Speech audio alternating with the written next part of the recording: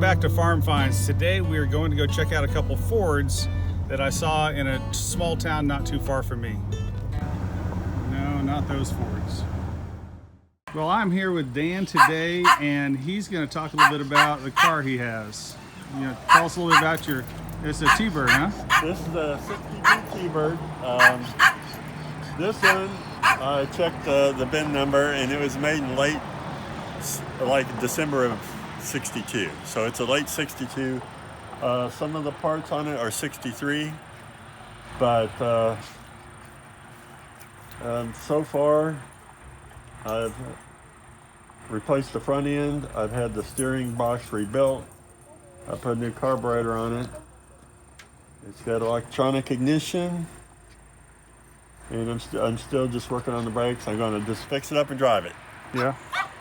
And I'm not going to go all out and restore it. I just want to fix it to drive it.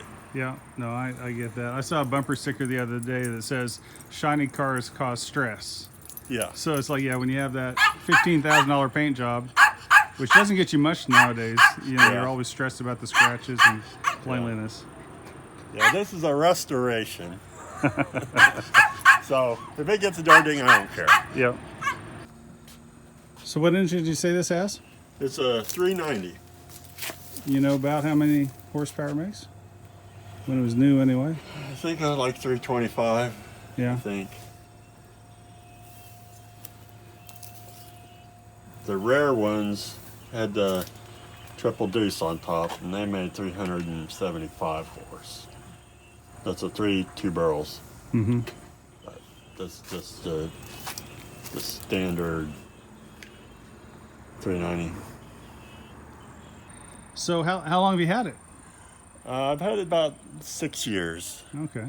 I sold off some Volkswagen buses and found this on Craigslist and bought it with money I made off one of them. Mm-hmm.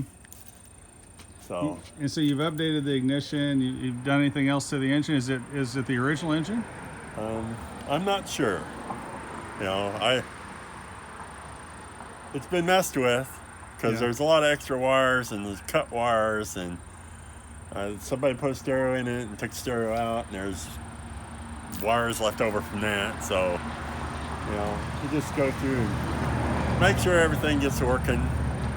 Yeah.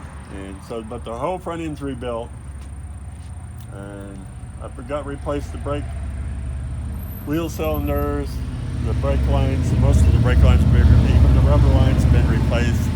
I'll replace the master cylinder here pretty soon and see where I'm at with that. Yeah. Be able to go and stop. It doesn't have the gas tank in it right now because the mount's rusted out because it's in the spare tire trough. So it was just kind of hanging there, and I didn't want to drive it and have the gas tank fall out. Yeah. How about the interior? Has it been redone at all, or is that all original? It looks like it's been redone. It's been kind of customized because the interior, I think the seats have been redone at one time. It's got a gold dash that somebody stitched it up because the originals were either white or black, I think. Okay. So somebody did some custom work on it at one time. It's got rust in the floorboard, so I got a parts car that I can use to fix that. Mm-hmm.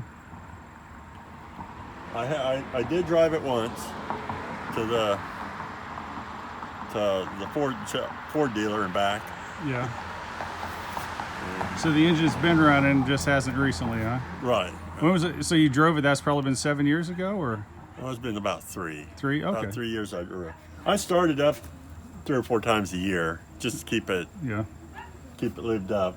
But one of these days I'll get this thing going. It's got some rust issues, but they all do. Yeah, when you get to this age, it's tough not to have it. Yeah. Unless you're living in the middle of Arizona. Yeah. Well, is there anything else you want to share about it? It does have a swing away steering wheel. Huh. Can you show me? So, with the car in park, when you put it in park, you can push the steering wheel off to the side to get out. But when you put it in gear, it locks into place. Yeah. So if you try to put a gear when it's swung over, it won't move. It won't move. Okay. So it's kind of like the pre-tilt columns. So that was the most interesting thing about this one. No air conditioning. And the power windows sort of work. They go down, but they need help getting back up. Yeah, kind of like us. Yeah, so we can sit down easy enough, but getting out of the chair is a little bit challenging. Yeah, but it's a pretty cool car. Yeah. They had a lot more style. Yeah. I mean, the interior especially, just beautiful. It's kind of space age. Yeah.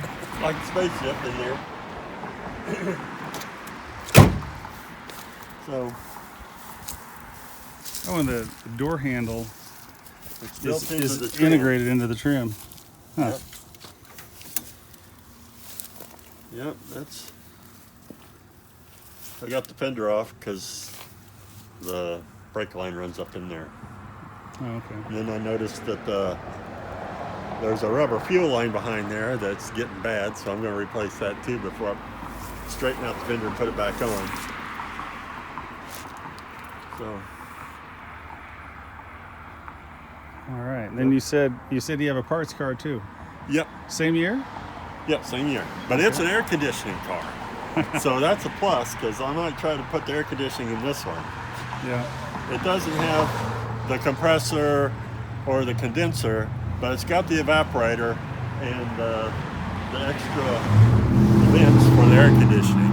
And that's the important part. Yeah. The stuff behind the dash. The rest of it I can get anywhere. Yeah. Can we take a look at it? Yeah, it's right back here.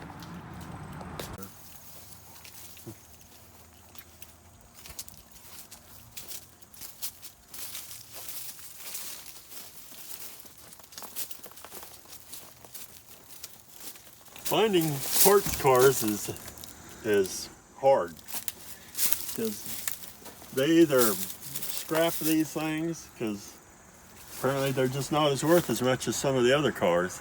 Yeah. You know, an old Impala this year is worth a fortune, but the T-Bird, it hasn't really got a following yet, which is kind of sad, but I picked this one up in Oklahoma City for $400. It had a hood, but on the way home I hit a huge pothole. Oh man. And the hood come off and got destroyed, but at least I didn't lose the car. Yeah. Because Oklahoma roads are terrible. Was that a vinyl top originally? Yeah, that's why it's so rusted out. Yeah. Vinyl tops were pretty good about that. But see, this is the one that has air conditioning. You can see the extra vent in the middle. That's your whole air conditioning right there. Oh, it has the controls. Everything's just right there in one spot. Yeah. That's probably what makes this worth the $400. Yeah. The trim, all that, I didn't really care about. It was mostly the air conditioning part.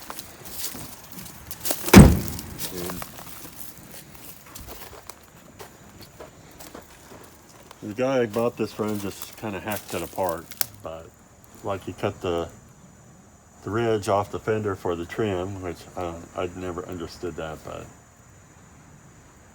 I got it mostly originally got it for the hood and the air conditioning, but at least I still got the air conditioning. And there is one part on this car too that always rusts out on these, and it's this back piece here. This little piece right here is always rusted out, and this one's still real good. It's just got a few minor rust spots. Yeah. But you can't find these hardly at all. So I kind of lucked out with this. I've taken a few parts off of it, but the body's not near as rusty, so I'm just going to cut parts off of it and weld it on mine as I have time. Come around back and look here. back bumper on this one's pretty decent. They bent the taillight cue. That's what they call these trim rings around the taillights. Mm-hmm. Is a taillight cue, and it's actually part of the bumper. Oh, really? Yeah, it's got like 3 bolts right behind here where it bolted to the bumper. And then here's your Or a door for the door gas. for the gas filler. You know, back then I like to hide stuff. Yeah, mine's behind the license plate. Yeah. I like it in the center because it doesn't matter which side of the gas pump you pull up on. Right. You can go ahead and fill it, so Yeah. it makes life a Yeah, lot you don't easier. have to be on one side or the other. You can pull up any old place. Yeah. But there's a few good trim pieces. But I'll probably get what I need off of it and scrap the rest. Mm-hmm. And then you're also a Volkswagen guy, huh? Yeah, I have right now I have 2 Volkswagens. Okay. I have the pink bug over there, and then I also have a 61 convertible in storage that's all in pieces. Okay. Well, you want to show me the pink one? Yeah.